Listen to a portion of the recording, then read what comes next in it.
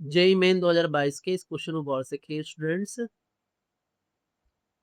90% बच्चों को ऐसा लगता है कि फाइनल आंसर डी होगा, लेकिन यहाँ एक्चुअल आंसर बी है।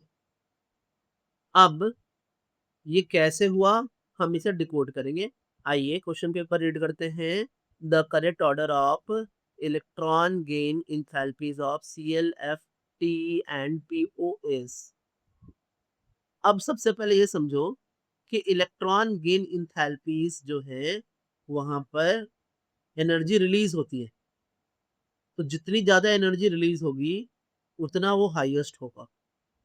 ठीक है। अब क्योंकि सब इस पीरियोडिक टेबल में सबसे ज्यादा इस पीरियोडिक टेबल में कोई एक एलिमेंट है जिसका इलेक्ट्रॉन गेन एंथैल्पी सबसे हाईएस्ट है, वो है क्लोरीन। और हैलोजेंस का डोमिनेंस होता है। इवन आप ये रूल अगर याद रखें ना, तो आपसे बहुत सारे सवाल ऐसे बन जाएंगे कि group 16 has lowest electron gain enthalpy than group 70। Even अगर आपने ये भी लिखा ना कि ग्रुप 16 का मैक्सिमम और ग्रुप 17 का मिनिमम, तो भी सही है।